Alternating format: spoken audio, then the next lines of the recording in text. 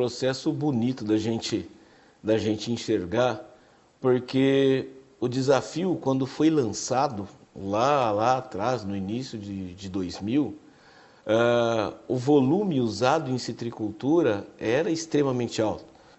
Alguns produtores tinham como padrão de qualidade, por exemplo, passar pulverizando a planta e logo depois da pulverização disparar o cronômetro, e se o pé parasse de escorrer em menos de 1 minuto é porque o volume estava baixo. Tecnologia de aplicação, por definição, é o emprego dos conhecimentos técnicos e científicos, para você colocar o produto no alvo em quantidade necessária, de forma eficiente e com o mínimo de contaminações do meio ambiente e do aplicador. Vários trabalhos vieram sendo desenvolvidos para culminar na tecnologia que nós temos hoje.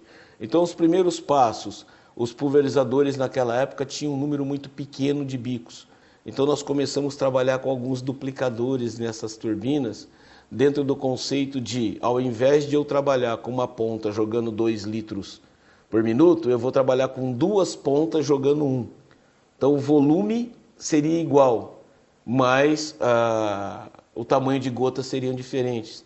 E a gente percebeu que isso melhorou em muito a cobertura, melhorou em muito a penetração da cauda na planta e já permitia a gente trabalhar com redução de volume. Um outro passo foi entender que a planta funciona como um filtro.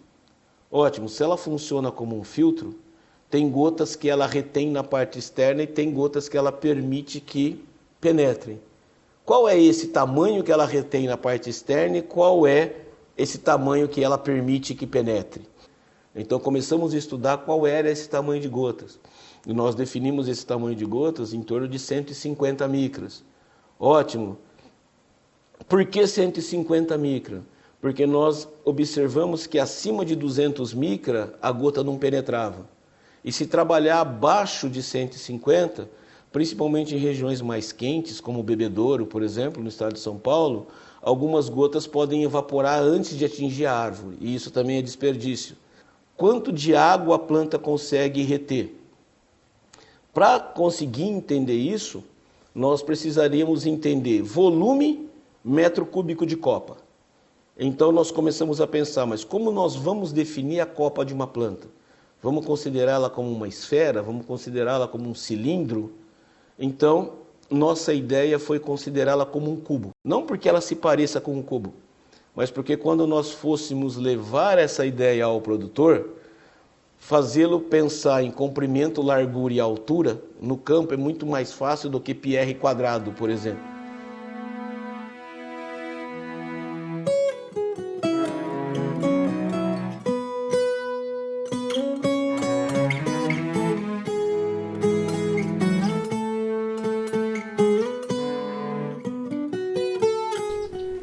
No passado, se a gente pensar aí na década de 70, de 80, o citricultor, quando fazia uma pulverização, ele fazia uma por safra. Se a gente for elencar, hoje a gente tem aí 5 principais pragas e doenças, que são leprose, pinta preta, cancro cítrico, podridão floral e o psilídeo, que é o inseto transmissor do greening, que aumentaram e muito o número de pulverizações sendo feitas no campo em função desse número elevado de pragas e doenças que a gente tem que enfrentar para o cultivo dos citros. O greening é uma doença centenária que surgiu na Ásia, na Índia, na África, no sul da África, E aonde essa doença se instalou, a soma da bactéria com o psilídeo, ela levou a uma redução muito drástica da produtividade, interferindo na qualidade da fruta, já que todas as variedades são suscetíveis, e também na vida útil dos pomares. Tanto é verdade que, mais recentemente, quando a doença chegou nas Américas, vários outros países, como nos Estados Unidos, na Flórida, ou mesmo na América Central, algumas regiões do México, a citricultura se inviabilizou. Em questão de anos, aí, quase que uma década, a produção caiu para menos da metade. A ideia de pensar volume em citros mudou radicalmente nos últimos anos.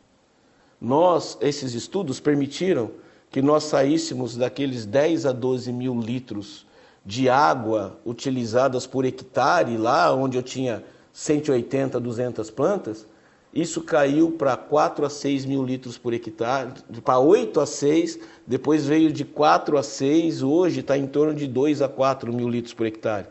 Com um agravante, hoje nós não temos mais 200 plantas por hectare, hoje nós temos 600, 800 plantas por hectare e estamos trabalhando aí com 2 a 4 mil litros dentro desse conceito de volume por metro cúbico de copa.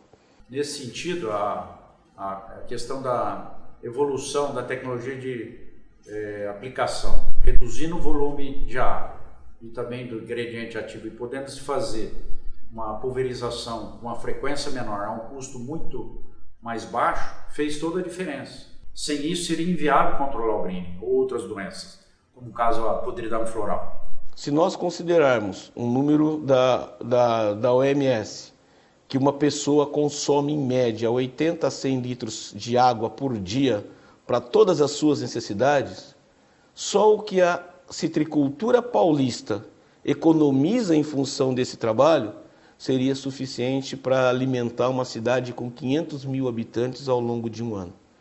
Essa é a economia de água doce que os trabalhos dessa parceria proporcionaram para a citricultura atual.